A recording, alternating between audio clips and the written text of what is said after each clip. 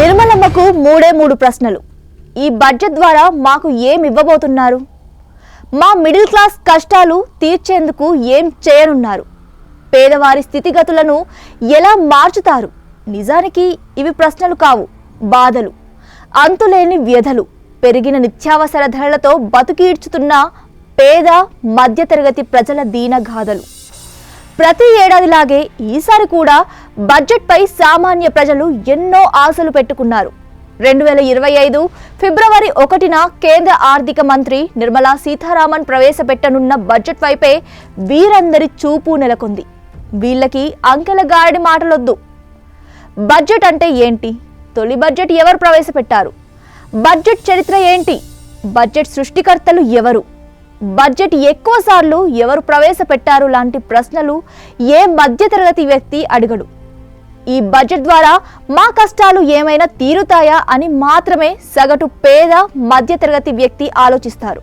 ఇంతకీ నిర్మలమ్మ నుంచి సామాన్యుడు ఏం కోరుకుంటున్నాడు? అసలు ఇండియాలో పేద మధ్యతరగతి ప్రజల దుస్థితి ఏంటి? ముందుగా మధ్యతరగతి ప్రజలు ఈ బడ్జెట్ నుంచి ఏం కోరుకుంటున్నారో ఇప్పుడు తెలుసుకుందాం.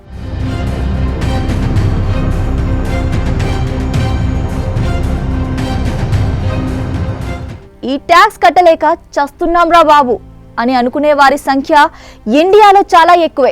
3 లక్షల నుంచి 7 లక్షల రూపాయల మధ్య సంపాదిస్తున్న వ్యక్తులకు పన్ను తగ్గింపులు ఉండాలని ఉద్యోగులు కోరుకుంటున్నారు. ప్రస్తుతం పన్ను మినహాయింపు పరిమితి 2.5 లక్షల రూపాయల వరకే ఉంది. పాత పన్ను విధానాన్ని రద్దు చేసి కొత్త పన్ను విధానాన్ని తీసుకురావాలని అటు ఆర్థిక నిపుణులు సైతం సూచిస్తున్నారు. ముఖ్యంగా పన్ను స్లాబ్లను సవరించి పన్ను మినహాయింపులను పెంచి నిత్యావసర వస్తువులపై పన్నులను తగ్గించాలని చెబుతున్నారు. ప్రస్తుతం 2.5 లక్షల రూపాయల నుంచి 5 లక్షల రూపాయల వరకు 5% పన్ను ఉంది. 5 లక్షల నుంచి 10 లక్షల రూపాయల వరకు 20% పన్ను, 10 లక్షల పైన సంపాదిస్తున్న వారికి 30% పన్ను విధిస్తున్నారు. ఇందులో 7 లక్షల లోపు వారికి పన్ను తగ్గింపులు తగ్గి ఉంటే వారి ఆర్థిక భారం తగ్గి వినియోగ శక్తి పెరుగుతుంది. అటు అవసరమైన వస్తువులపై జీఎస్టీ రేట్లను సవరించాలన్న డిమాండ్ కూడా ఉంది. ఇక మధ్యతరగతి ప్రజలు బ్యాంకు డిపాజిట్లపై వడ్డీకి ఉన్న పన్ను రద్దు కావాలని కోరుతున్నారు. ఇదే సమయంలో నిరుద్యోగ యువత ఉపాధి అవకాశాలను కోరుకుంటుంది. ప్రస్తుతం దేశంలో సుమారు 90% ఉపాధి అనధికార రంగంలోనే ఉంది. ఇవి భద్రత లేకుండా ఉన్న ఉద్యోగాలు. సరే, అసలు ఇండియాలో పేద మధ్యతరగతి అంటే ఎవరు? ప్రభుత్వం ప్రకారం దేశంలో మధ్యతరగతి వర్గం అంటే రోజుకు సుమారు 800 నుంచి 1600 సంపాదించాలి. అంటే ఏడాదికి 3 లక్షల నుంచి 7 లక్షల వరకు ఉంటుంది. ఒక్కసారి ఆలోచించండి, ఈ డబ్బులతో కనీస అవసరాలైనా తీరుతాయా? ఇప్పుడున్న ధరలకు, ఇతర ఖర్చులకు ఈ డబ్బులు ఏమీ సరిపోవు. వీరిని మిడిల్ క్లాస్ అని చెబుతారు. ఫ్యూ రీసెర్చ్ సెంటర్స్ ప్రకారం ఇండియాలో సుమారు 13 కోట్ల మంది రోజుకు 160 రూపాయల కంటే తక్కువ సంపాదిస్తున్నారని మీకు తెలుసా? అంటే దేశ జనాభాలో 10% మంది రోజుకు కనీసం 200 రూపాయలు కూడా సంపాదించడం లేదు. అటు దేశ జనాభాలో 84% మంది అంటే 116 కోట్ల మంది రోజుకు 160 నుంచి 800 రూపాయలు సంపాదిస్తున్నారు. అంటే రోజుకు 1000 రూపాయలు కూడా ఓ వ్యక్తి సంపాదించడం లేదు. అంటే నెలకు 30,000 కంటే తక్కువ సంపాదిస్తున్న వారు ఇండియాలో 116 కోట్ల మంది ఉన్నారు. ఈ లెక్కలు చాలు దేశంలో పేదరికం ఏ స్థాయిలో ఉందో అర్థం చేసుకోవడానికి. ఇండియాలో ఉన్న డబ్బులో చాలా శాతం కేవలం కొంతమంది బడా పారిశ్రామికవేత్తల వద్దే ఉంది. మరి ప్రభుత్వాలు ప్రతి ఏడాది ప్రవేశపెడుతున్న బడ్జెట్తో జరుగుతున్న మేలు ఏంటి?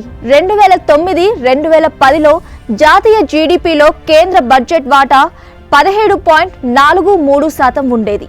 2024-2025లో ఇది 14.76%కి తగ్గింది. ఈ ఒక్క లెక్క చాలు పేద మధ్యతరగతి ప్రజలకు అవసరమైన నిధుల కేటాయింపులు సక్రమంగా లేవని చెప్పడానికి. ఇక రానున్న 2025-2026లో జీడిపి 326 లక్షల కోట్లుగా అంచనా వేస్తే బడ్జెట్ సుమారుగా 51 లక్షల కోట్లు ఉండవచ్చు. ఇది 2024-2025తో పోల్చితే కేవలం 7% వృద్ధి మాత్రమే. ఇదంతా నిపుణులు చెబుతున్న లెక్కలు. నియో లిబరల్ పాలసీస్ కారణంగానే ఈ పరిస్థితి వచ్చిందన్న విమర్శలు ఉన్నాయి. నియో లిబరల్ పాలసీస్ అంటే ప్రైవేట్ రంగానికి ఎక్కువగా ప్రాధాన్యత ఇవ్వడం అన్నమాట. ఈ విధానాలు ధనికులకే మేలు చేస్తాయని విమర్శించేవారు ఉంటారు. ఆరోగ్యం, విద్య, ఉపాధి రంగాల ప్రాధాన్యత తగ్గేలా చేస్తాయని, అసమానత పెరగడానికి కారణం అవుతాయని చెబుతూ ఉంటారు. అయినా ఇండియా చాలా కాలంగా ఇవే విధానాలు పాటిస్తూ వస్తోంది. అందుకే ఏళ్లు గడుస్తున్నా చాలా మంది జీవితాలు అలానే ఉంటున్నాయి. అటు ధరలు మాత్రం ఆకాశాన్ని అంటుతున్నాయి. మరి చూడాలి నిర్మలమ్మ ఈసారి ఏం చేస్తారో.